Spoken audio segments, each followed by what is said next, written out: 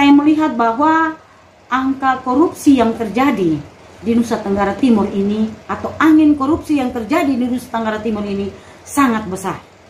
Sangat besar. Jika ada masyarakat yang mungkin melihat di lingkungan situ terjadi hal-hal yang tidak beres dengan penggunaan uang negara atau bantuan-bantuan negara, bisa laporkan kepada kami.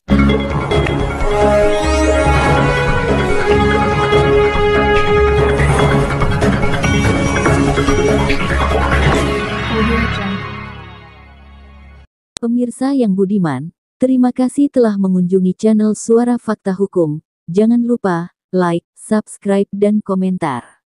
Kehadiran GNPK di internet tujuan seperti apa? Mohon penjelasan dari Ibu. Baik, terima kasih atas pertanyaan yang itu baik tentang keberadaan GNPK di NTT, atau yang kita kenal lebih panjang yaitu Gerakan Nasional Pemberantasan Korupsi. Ya, Gerakan Nasional Pemberantasan Korupsi ini adalah merupakan satu gerakan permanen berskala nasional, yang artinya menunjukkan bahwa semua yang terlibat atau semua pengurus yang ada di dalam GNPK itu memiliki dedikasi yang tinggi, kemudian kredibilitas yang baik, kemitraan dan keikhlasan, ya, karena ini adalah gerakan moral yang kita lakukan lewati organisasi GNPK ini, sehingga seluruh pengurus yang ada di GNPK itu sendiri adalah orang-orang yang berdedikasi tinggi. Kemudian apabila kita mau menjadi pengurus GNPK, kita itu harus mengikuti diklat. Diklat ini adalah pelatihan bagaimana sistem kita untuk mencari tahu ke masyarakat, untuk menerima laporan-laporan tentang terjadinya kerugian negara. Sehingga kehadiran GNPK di NTT ini akan membawa dampak yang positif, yaitu bagaimana kita bisa beraksi untuk mengurangi angka korupsi yang terjadi di Nusa Tenggara Timur. Sejak kapan keberadaan GNPK di NTT? Kalau GNPK ini sendiri sudah berada sejak 10 tahun yang lalu. Cuma dalam kepengurusan itu bagaikan mati suri, karena yang diduduki jabatan sebagai kepengurusan itu sendiri adalah senior-senior yang mungkin ada yang sudah sakit, ada yang bahkan meninggal dunia, sehingga organisasi ini agak sedikit mandek. Tetapi setelah saya menerima surat penunjukan tugas, karena kebetulan saya juga adalah pengurus lama di bidang investigasi saat itu. Kemudian saat ini saya ditunjuk menjadi ketua, maka saya berharap teman-teman seperjuangan yang ada di dalam kepengurusan GNPK ini, mari kita bergandeng tangan. Kita bekerja sama dengan mitra-mitra yang ada di Nusa Tenggara Timur ini, sehingga angka korupsi yang terjadi begitu besar bisa dapat kita kurangi lewat gerakan moral ini. Selain yang ada di Kota Kupang, apakah ada di daerah lain di wilayah NTT? Ya, kalau untuk di daerah lain itu untuk seluruh Indonesia sudah terbentuk 13 provinsi. 13 provinsi itu yang sudah kiat, ya.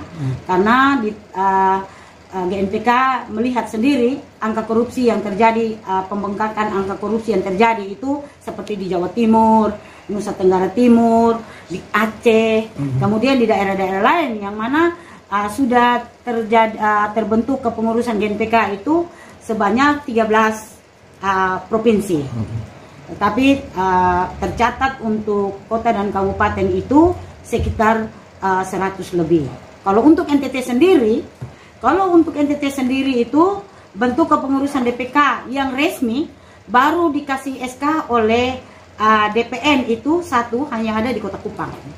Tetapi surat tugas yang saya berikan untuk pelaksanaan pembentukan organisasi GNPK ini di daerah-daerah itu sudah ada surat tugas, 8 surat tugas, termasuk Daratan Timur seluruhnya, kemudian Sumba Timur, Sumba Barat Daya, Alor, Ruteng, Bajawa.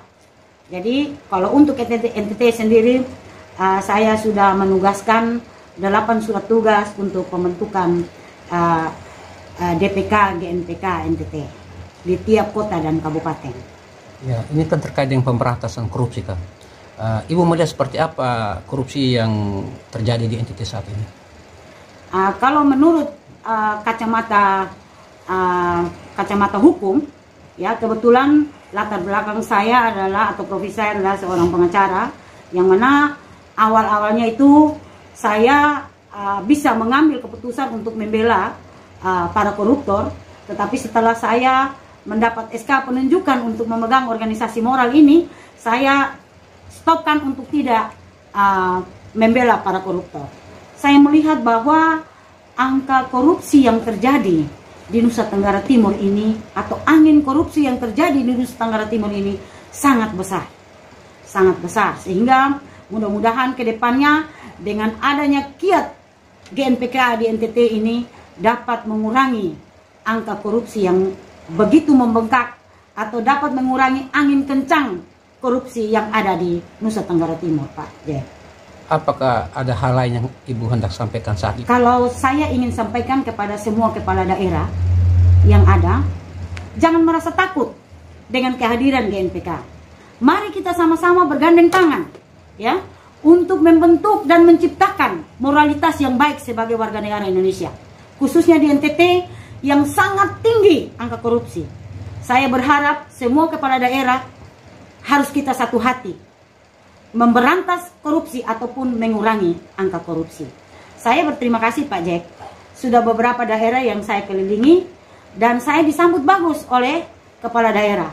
Mereka ingin bekerja sama dengan kita. Bahkan banyak laporan yang mereka masukkan kepada kami GNPK NTT, agar kalau bisa GNPK terus terobos untuk membentuk tim investigasi membantu pemerintah. Itu di Kabupaten Kupang, Pak Bupati sambut baik dengan kami. Pak Gu pun demikian. Kehadiran kami, beliau sangat mendukung. Untuk itu saya berharap lagi lewat medsos ini agar pemerintah jangan takut ketika melihat lambang daripada kita di belakang ini, mungkin ya seperti ini Pak Jen. Ya, pemburu koruptor. Tapi kami ini adalah pendamai yang datangnya dengan beretika, yang tidak mungkin kita akan melanggar ADRT. Sehingga kalau kita mendengar laporan masyarakat, maka kita akan bentuk tim investigasi untuk turun dan melihat apakah laporan itu betul atau tidak.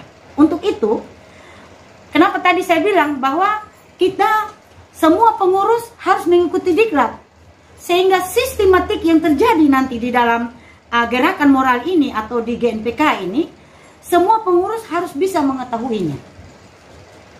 Gitu. Jadi sebelum menjadi anggota taat, sebelum kita dilantik menjadi anggota GNPK, kita perlu mengikuti diklat.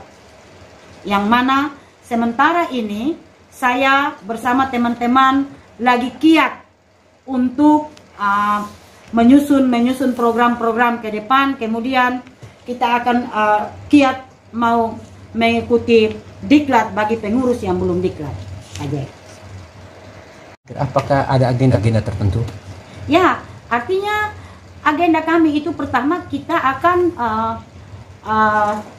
membuat posko-posko laporan masyarakat, untuk menerima laporan masyarakat di tiap-tiap kelurahan atau desa, sehingga itu dapat membantu jalannya angka pengurangan korupsi di Nusa Tenggara Timur. Itu dulu yang paling pertama yang kita lakukan. Apa harapan Ibu terhadap masyarakat terkait dengan pemberantasan korupsi ini? Himbauan saya agar jika ada masyarakat yang mungkin melihat di lingkungan situ terjadi hal-hal yang tidak beres dengan penggunaan uang negara atau bantuan-bantuan negara, bisa laporkan kepada kami. Artinya begini, untuk GNPK sendiri, ya, dia hanya bisa melihat, kemudian bisa merangkum data, kemudian bisa turun investigasi, kemudian untuk menangkapnya GNPK akan melapor ke kejaksaan untuk menangkap si pelaku. Gitu.